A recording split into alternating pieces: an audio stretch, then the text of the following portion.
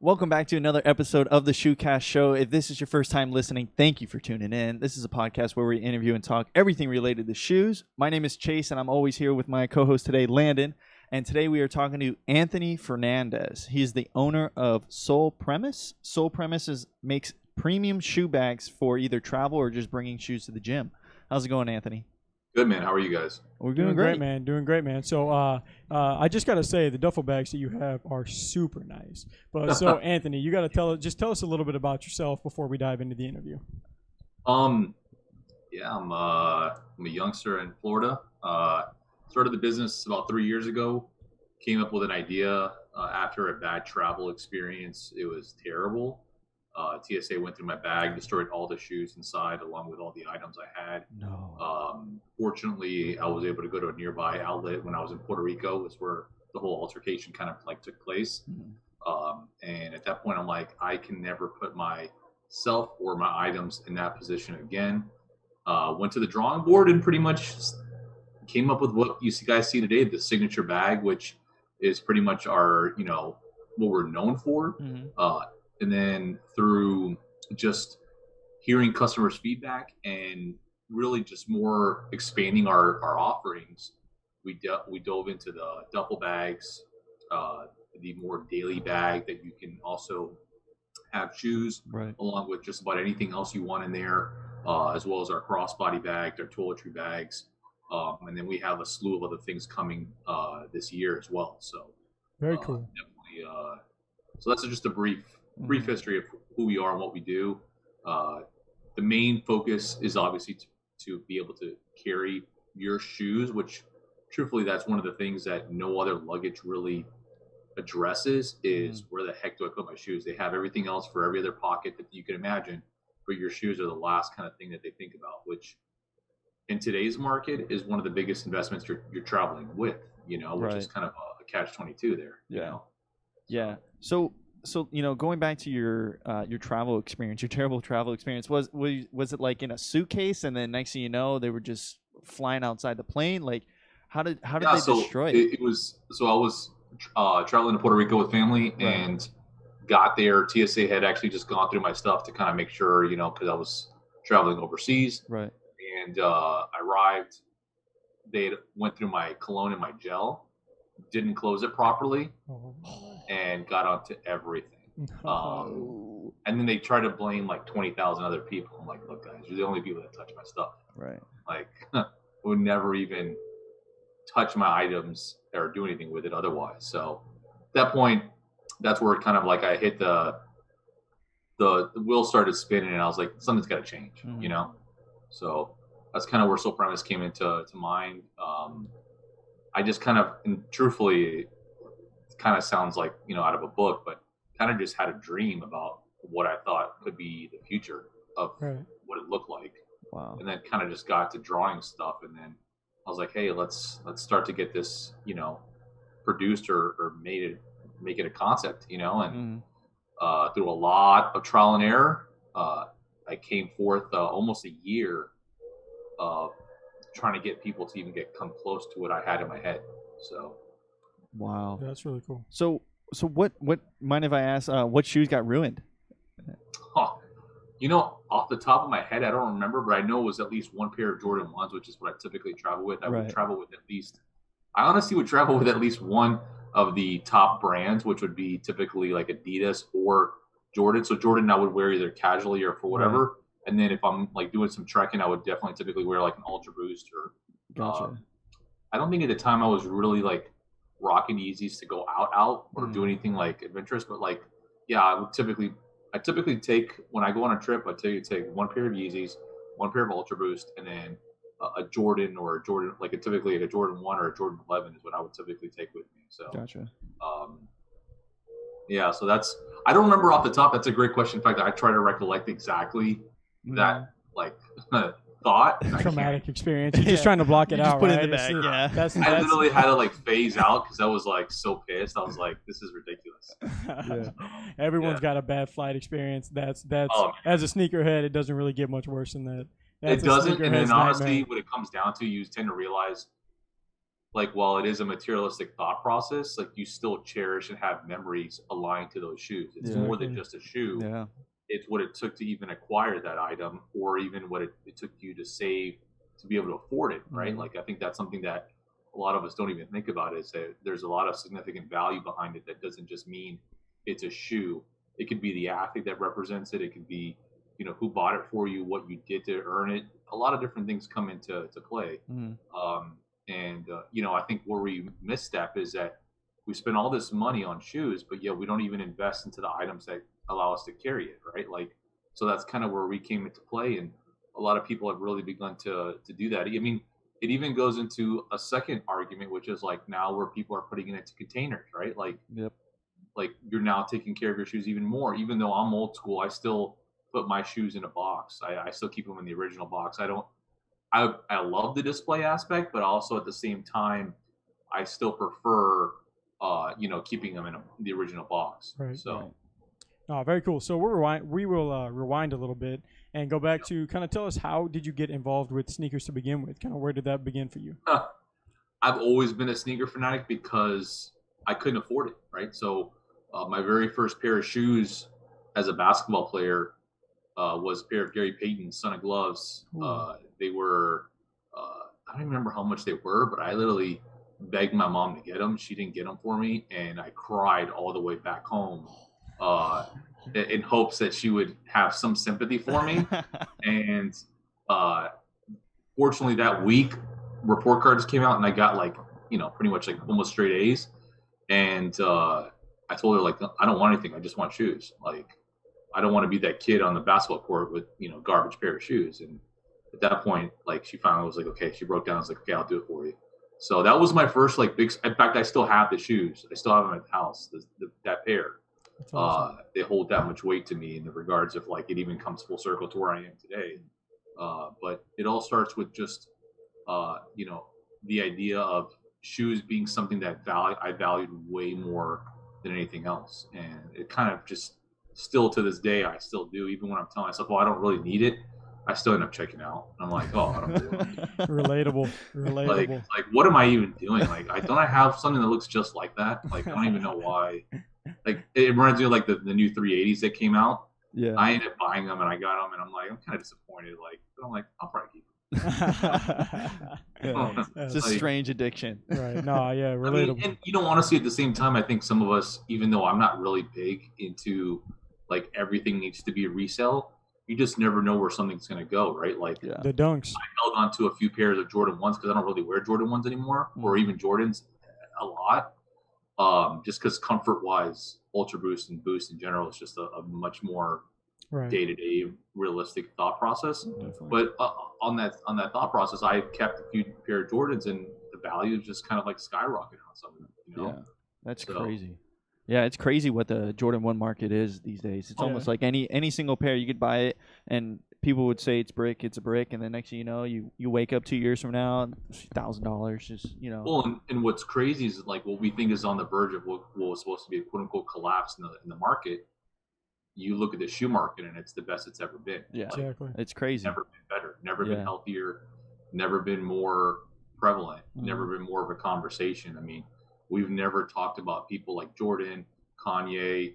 I mean, Travis Scott. I mean, who would have ever thought McDonald's would partner with so many collabs, man. So many collabs. Yeah. And that, I think, really Travis Scott only got that opportunity because of the Jordan brand partnership and the growth of what it took to be like a subculture almost, Right. Exactly. And it's just taken a life of its own. I mean, smart for him. He's milking that till he can, I mean, that's the biggest thing. Mm-hmm. Definitely. Yeah, I definitely agree. So moving back onto your product and your sole premise, what was the process going from, having that dream and drawing it out to actually creating like your own bag? Easy question, right? Easy question. A lot of trial and error, restless nights. I mean, a lot of frustration. There was many times you want to give up, and you're just kind of frustrated because people don't see your vision. People don't see or are able to kind of make it come to life. Right. But then when you finally see something that's close and almost there, that's when I was like, okay, we're on to something. And then bringing that to the public. So my first opportunity is I was very fortunate to have a close relationship to the individual who runs Sneaker Games, which is a pretty much, I would say, the closest competition to like a sneaker con, if you would, Right. as far as overall convention size. And I showed him the design. I showed a little bit of what it can do, and he's like, "Man, you're onto something here." And the first event I ever brought it to a Sneaker Games here in Orlando, which is where we're based out of. And I went to the event and showed everybody there the bag. I put my ego to the side. I just showed people what it could do, and people were like, "Wow, like this is crazy. Like, how'd you even think of this?" I'm like, "I don't know. It's just I had a bad experience, and I was like, something's got to change, you know." And visually, I just began to think of how things work and how people, you know, function. And what's funny is like, fast forward even to today, some of those same people I met at that show are still prevalent into the industry. Like, they're still big names. And some of them have even come up to me and said, "I'm sorry." I'm like, "Why are you sorry?" They're like, "Dude, I thought you were going to be like this jokester that came up to me, showed me something, and never did anything with it." I'm like, "Dude, I'm cut from a different cloth. I will work 22 out of 24 hours of the day to make sure my dream comes true, you know?" And most people won't do that. So yeah, dedication. You know, we can talk about what it takes to become something, but nobody wants to put in the work. You know, I know there's that conversation piece of like, you know, even Sniper Joe says, you know, everybody wants to make it, but nobody wants to put in the work. It's one of his little taglines, and it's true. Nobody wants to put in the work anymore. But good for me, because that means you ain't gonna try to, you know, and that's really where the things separate people who are just wanting to just earn a living and people who are wanting to really make a change, right? Or kind of where our new line of bags are going to be coming. We're going to be calling it leaving your legacy, right? And that's one of the things I'm a big fan of is what are you doing to leave your legacy, you know? Oh, that's sick. So no, that's very cool. So I'm assuming with all this talk of the amount of time that you put in on this product that you've created, you do this full time, correct? Full time, man. This That's is awesome. this is my baby.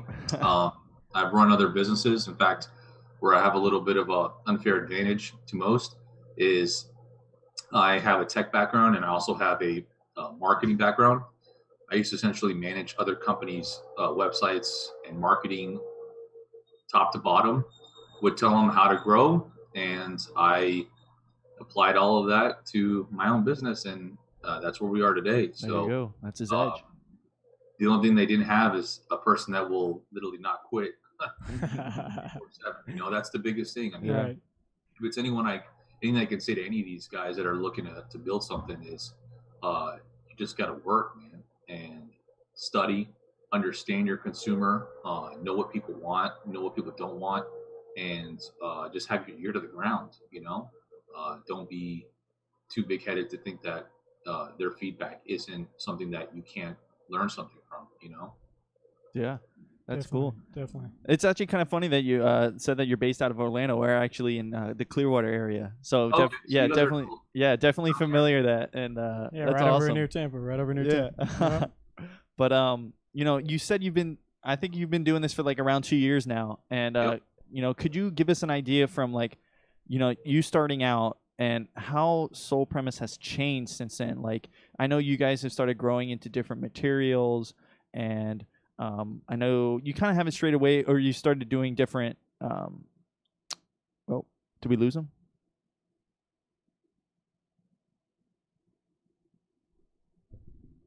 Hello. Oh, look, he's back. He's back. Okay. I think we lost you there, but yeah, I don't know what happened there. yeah, You guys hear me? yeah. I think we're good now. Yeah, But All right, good. anyways, yeah, you've been doing this for 2 years now, and could you give us an idea of like how it was from starting out? You know, how Soul Premise has changed since then. You know, I've noticed that you guys have started growing into different types of materials you're using, your different leather, and now you're doing some tumbled leather with some of your bags. And Again, that goes back to just listening to the market, right? Right. Like one of the things that I realized is that people were wanting to, even in our market, you look at the growth of some of these bigger brands, MCM, Dior. I mean, anyone that you think is a competing brand or even just persona, right. you know, Louis Vuitton. You notice a shift from just being, even in the subculture, right? Like forget even bags, right? Think of just the overall feel of our culture. You went from being able to rock a pair of $30 Jordan shorts to now people are rocking $140 shorts, Yeah, that's true. $500 shorts, Yeah. $1,000 items. I mean, people. So we started out with it's a 1680D polyester, which is the highest grade polyester there is on the market. There's like debatably one other nylon that's just as highest grade, but it's like toe to toe. Long story short, that's what we originally came out in the market with as our bag, and then people were like, I realized that people wanted things like when I started seeing people wear MCM, and then I realized that it wasn't even leather; it was just coated canvas, which is just essentially an epoxy that comes on top of, or not an epoxy, but a certain material that just goes on top of it. That's not even leather. It just makes it look that way. I realized that we need to step our game up and bring something to the market that was unique and still high quality, but still functional, right? So that's where we came out with the leather line. And then the leather line just kind of took on its own. It kind of was a signature look that we came out with, and it was something unique to us. And I think that's where people really took to it, where you can still look good, but still have nice things inside as well, and still have that functionality, right? Like, I think we all base things off of look. And I think that's also where we kind of still had the undertone, is that you still want to look good with whatever you do. It's the same reason you buy shoes. Right. If that shoe's ugly, you may take the chance and roll with it, but chances are you won't use it and you probably won't pay for it. So, that's still the undertone, is that it's still got to look good. And within looking good, naturally, we always have associate leather with something that is a better quality good. You know what I mean? And that's just kind of how and that goes back to marketing. I think that's tied into marketing, right? We've been marketed to believe that. So that's also something too. But long story short, yeah, I mean, leather was something that was more pushed onto us in the sense that people naturally were leaning towards that, if that makes sense. Gotcha. Yeah. No, cool. So you mentioned how you use some of the top tier products, or at least materials with your products, and how would you say that your products compare to some of the cheaper alternatives that are out there as well? Yeah, like the typical Amazon shoe bags. I mean, Amazon's terrible. I mean, what it comes down to is quality exceeds everything, right? Like, there's certain things that we all look for, right? Functionality, if it's convenient to us, or something that is aligned with our day-to-day lifestyle, or something that we align to, right? And at the end of the day, I think it has to be quality is damn near on the top, right? Like, I just watched a whole segment on the Yeti versus Igloo, right? Like the whole thing where you have Igloo, your average cooler is $40 to $100. Yeti can have a cooler that is $500. Yeah. And the way they distinguished that quality aspect was the material they used, and the overall efficiency and the ability of that product, and its convenience, right? So there's arguments there, but to kind of go back to your question or answer your question, it's you got to put the best foot forward. If you don't, people will know, and you might be able to sell 4 bags, but you're not going to sell thousands, right? And that's what it comes down to. If you want growth, you have to be able to put your best foot forward, and that's just how it works. Right. And I'm not saying that best foot's going to come out the very first step. You gotta get better at things, but overall, as long as you're willing to improve, that step can get better. Right. And I think to go back with what you said you entered with your bags being the toe to toe nylon material, or not nylon, but the material that you were using as like the top of the line. It's like, you don't want to put out something that's not quite ready yet, and those few people that get a hold of it and they're like, this isn't as good as I thought it was. Word of mouth spreads and stuff like that. So I think it is important to, I mean, of course, you want to get something out whenever you have your idea, your big idea. You want to get it out there. You just want to get it out there as soon as possible, but you have to balance that with making sure it's fine tuned, it's ready, it's going to be well received, and stuff like that as well too. So I'll tell those guys who are entrepreneurs that are looking to ever innovate something, whatever the case may be. In fact, I challenge those who are listening today to continue to push the envelope, especially with the market the way it is, with Stockx being wide open, opening the doors to anyone who wants to take an innovative route on an app process to come out with a third party that allows you to kind of either, I dare say, I don't hate going the route of authenticating, but checking to see if it is a real shoe, because that's still a subject that is question marked. I don't know if we're all any of us are qualified to do that, right? Unless we work in a factory. Yeah. But that market's wide open. But long story short, what I was getting at is the undertone is scared money don't make money, right? So you got to put some risk in it. You got to throw a dice at it. But as long as you understand the market you're working in, don't be scared to spend the money to potentially have a bigger outcome that's bigger than you, right? Exactly. Would I have thought me making and selling bags would get me where I am today? Absolutely not. And that's just me being real, right? Like, I'm a workaholic. I'll put myself to the paces. So I naturally know I'll get somewhere, but at the same time, it takes a lot of things to kind of align before you get to where you need to be. Oh, right? yeah. That's something to keep in mind, is that, but at the same time, don't let that initial investment, or what they call scared money, right? Don't be scared to spend it, because you have to spend it in order to see the potential outcome you're going to get. Exactly. It takes money to make money. Yeah. It does. That's right. So, with the crazy times of 2020, how has COVID affected Sole Premise? Because I know you noticed that you said the sneaker market, it's almost been reversed. I mean, we've never seen so much growth during COVID. How's that affected with Sole Premise? Have you seen the same thing? I mean, yeah, but it definitely has affected us. Right. I mean, I think anyone in the travel industry, Very true. Yeah. or industries of that align with what COVID has affected, yes. Has it stopped us? Hell no. Yeah. The idea is for me to get to where I need to be, what used to be 16 hours may now qualify as 20 hours, 21 hours in that day, right? So again, that's where people have to be responsive and realize that you now have to speak to your market differently and see what they're still doing and what's responsive. And I think at the end of the day, what it comes down to is you also have to be aligned with the times, and the times are, hey, things are a little tougher. So yeah, we've adjusted our pricing to align with that too. And that just coincides with the times. I mean, if you're not willing to understand what people are responsive of, then yeah, you will struggle and you won't have any traction. And again, that's where flexibility and understanding your market is incredibly important. Which people, a great example, not to bash anyone, but I think that's where a Stockx fails, right? They don't understand their market anymore. People are literally telling them what you're doing is not working. I'm unhappy. And what have they done to change that? Nothing. Yeah, it should be interesting. Speaking of StockX, to see how they're going to adapt.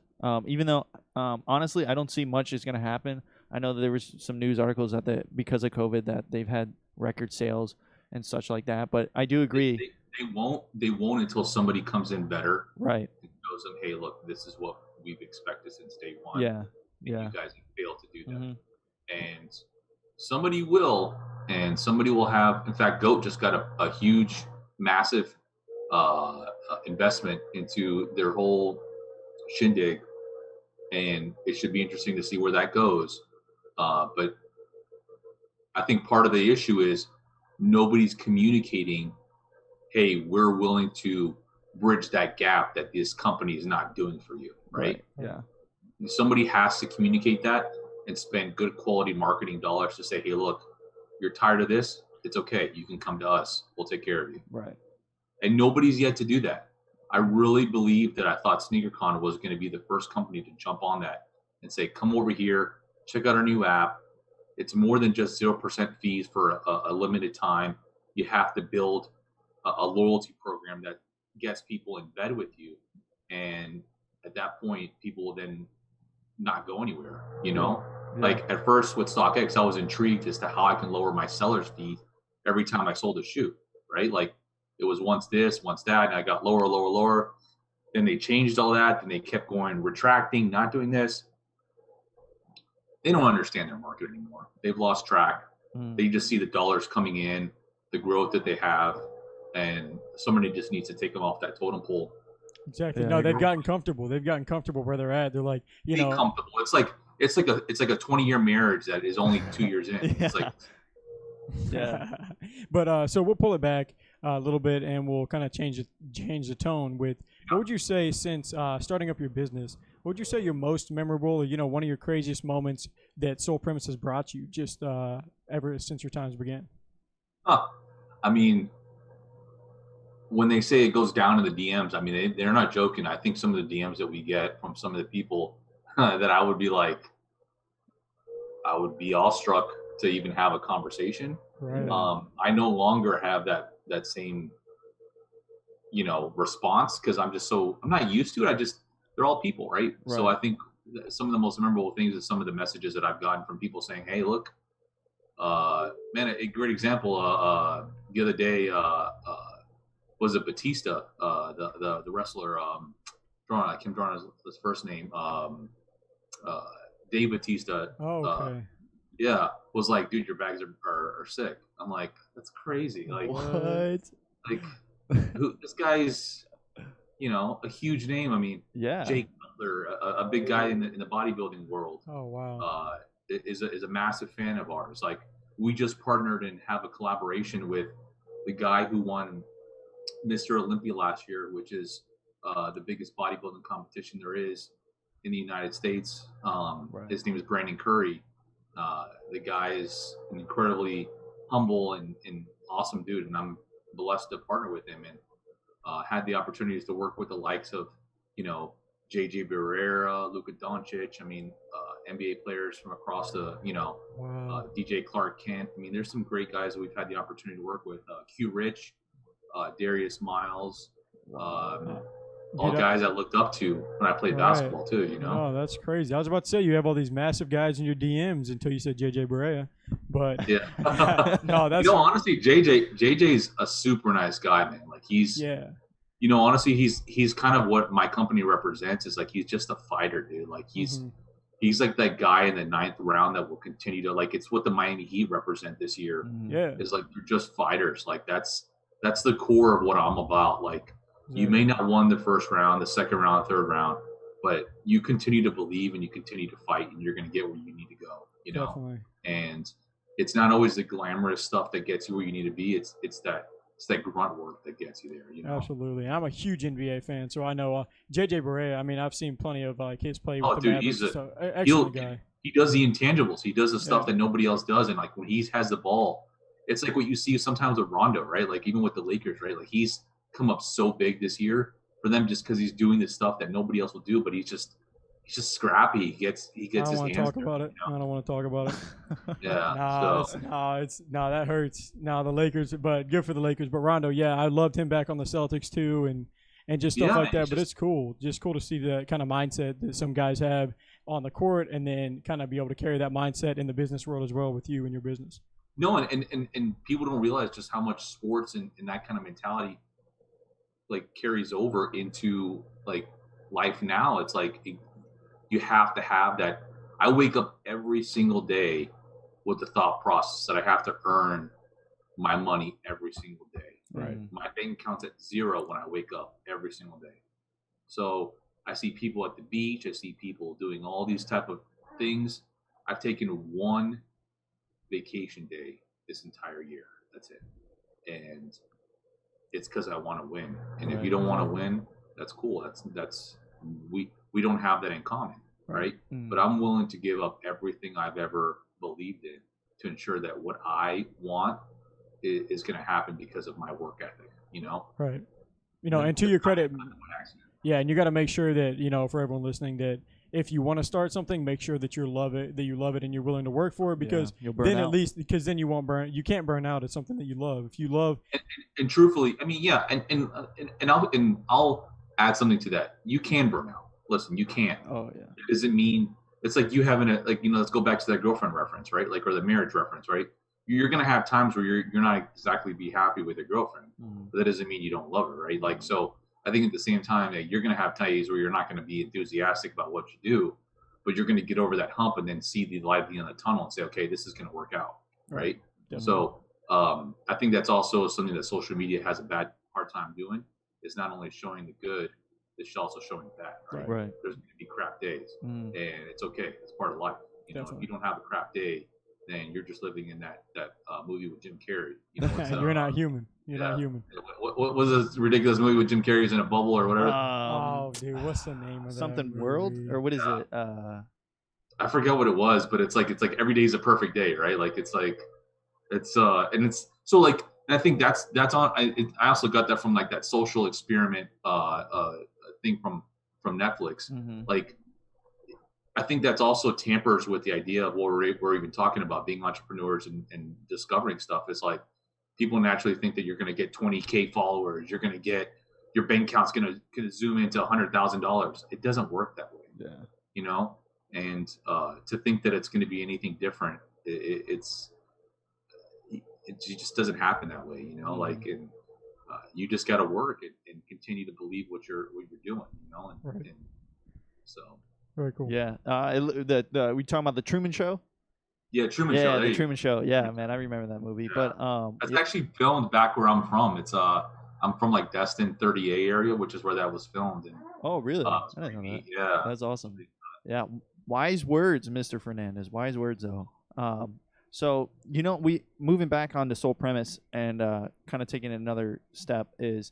We see that also you have like a sneaker shop, you know, it's called Soul Rotation. Tell us a little bit about that. I've been working on something on the side. I haven't officially because I'm the kind of person that wants to make sure when I put something out, it's going to be 1,000%. I saw you drop it low on your website. I saw it in the little. I was like, what is this about? And then I clicked it and I was like, oh, okay. It's like it's something. Yeah, I saw. And honestly, it goes back to the idea of really filling a void, right? Like, right. I think at the end of the day.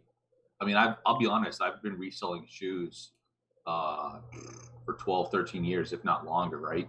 I can actually remember my very first sale was to my PE teacher who was wearing the same size shoe as me. I'm a big guy. I'm 6'4". So my PE teacher wanted the shoes I had. And there were some old beat-up ones that I got from Hibbett's. And I was like, you really want this? He's like, yeah, man, those are sick. I'm like, okay, well, here's $50. I'll sell them to you. And then I realized, okay, at that moment, like I can make some money with shoes. Mm-hmm. And I did it all through my entire life pretty much. And then had the blessing when I came to UCF for school, learned about the clearance outlets here. And there was way before it became popular and people were vlogging and all this kind of stuff. I would go to the clearance outlets, get a ton of retros, resell them online on eBay and make a killing. Yeah. And it's kind of one of the ways I made money during college, along with working 3 jobs for no apparent reason. I didn't need the money. I wasn't struggling. That's like, it just goes back to that's how I was. I worked at the UCF card office. I then managed, there's an area called Oviedo. There was like, they played softball games. I did that as well, where I helped manage the entire fields. And then I also would work at American Eagle at the time as well. And I just had my hand in a ton of stuff. But I think that's all shaped me to who I am today, to understand retail, sales, right, all these different things that come into play when you run a business like this, you know? Definitely. So this is going to be our second to last question. So this will be a fun one. So your bags hold like 4 to 5 shoes, right? So give us your 5 shoes that you're taking on vacation with you on that one day that you take of the year. So definitely recently I've been on a huge Jordan SB kick. So I'm definitely taking a pair of Jordan SBs, right? I can't remember the name of the shoe that I've been wearing lately. It's the blue pair with the red Jumpman on the toe box. Oh, okay. That pair. Definitely bringing an all black pair of Yeezy 350 V2s. So comfortable. My favorite model for sure. I probably, honestly, will probably bring a pair of Ultra Boost. In fact, I'm wearing them right now. The OG pair, the 1.0s, the purple with the slight purple accents. Okay. I have to bring those. Probably bring a pair of 700s, the Wave Runner. I typically wear essentially the first shoe that made the 700 popular. Right. I still rock those all the time. So that's 4 pairs right there.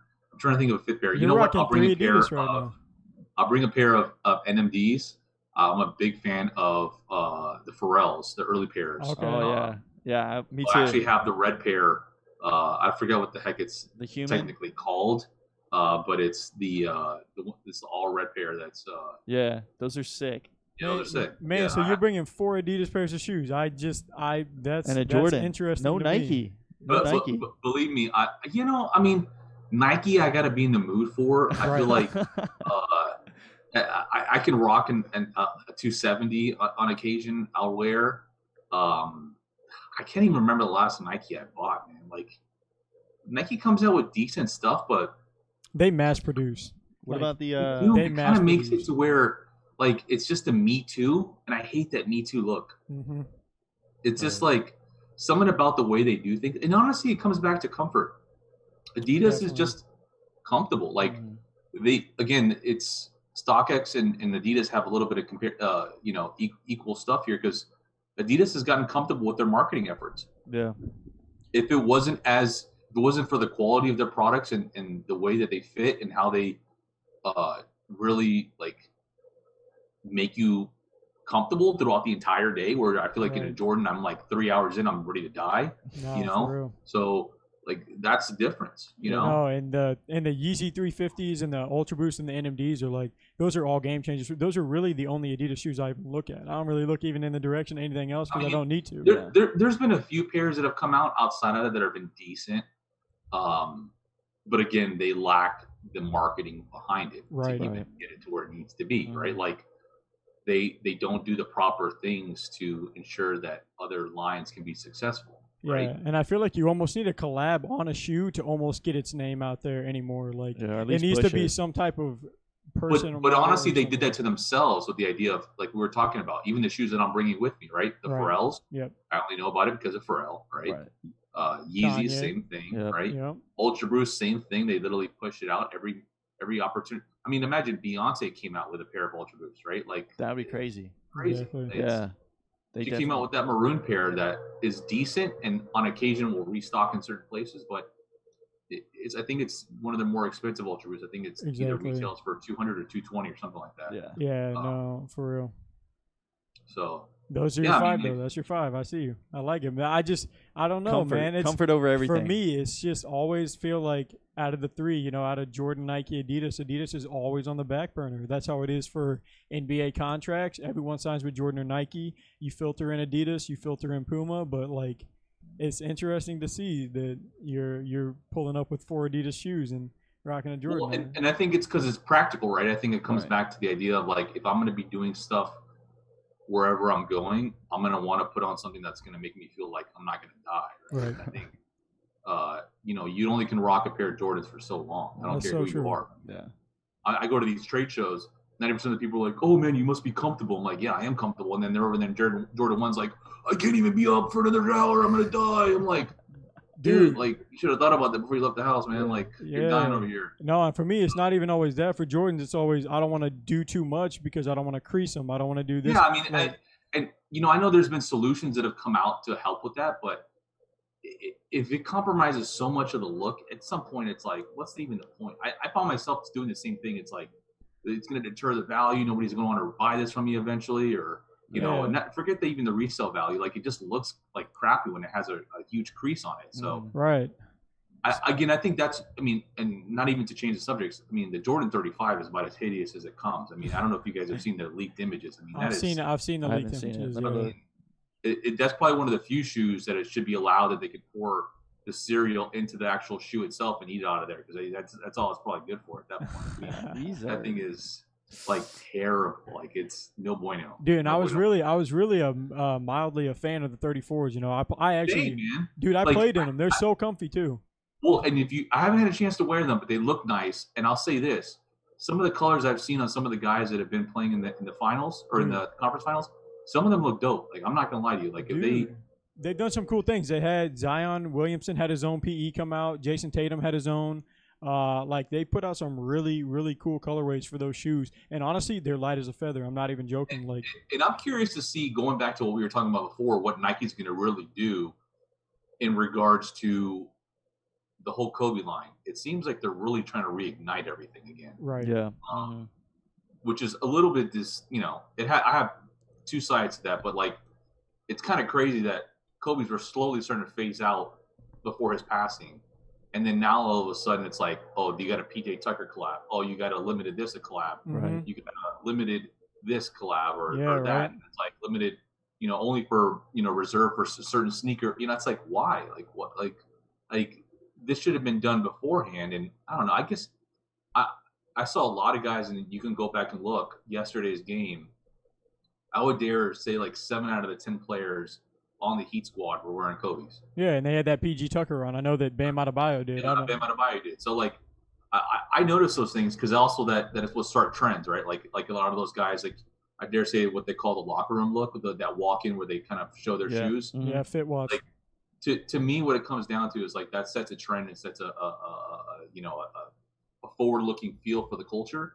And I saw a lot of guys in Kobe's, man. I was kind of surprised to see that be the case, and just because they weren't wearing them, start of the year, they weren't doing that. Exactly. So, Right. I know they're paying their respects, but at the same time, I wonder what Nike's trying to develop here. Exactly. Yeah. Should be interesting. Should be interesting.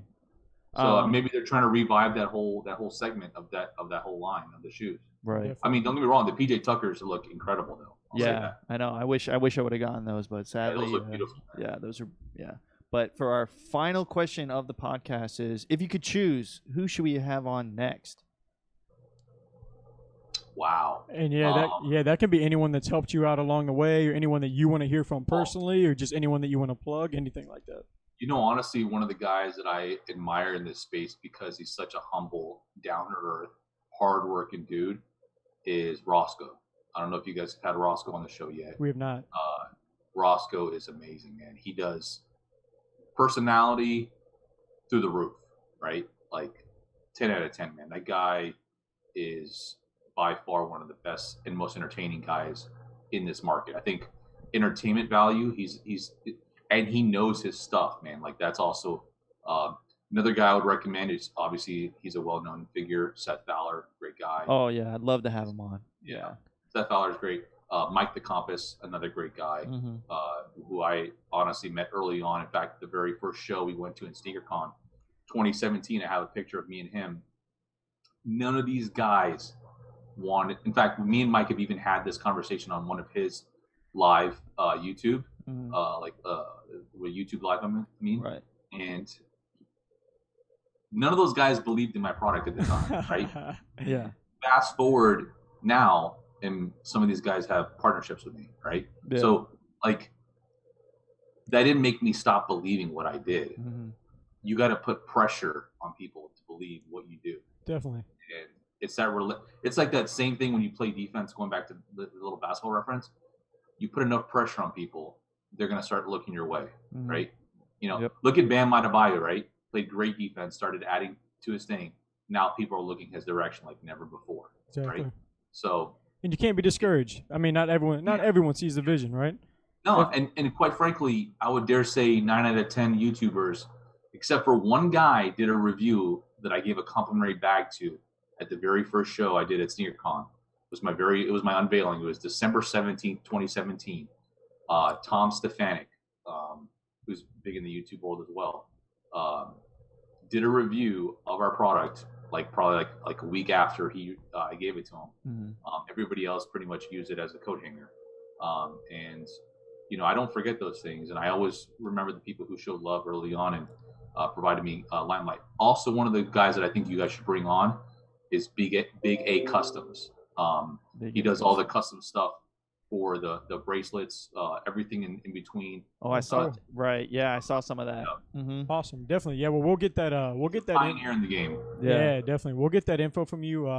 Later on after this. But that's actually going to wrap it up for this episode. If you like this episode, please feel free to show your support by liking, following, and subscribing to whichever platform that you're listening to. But thanks again to Anthony for coming on, and thank you, listeners, for tuning in.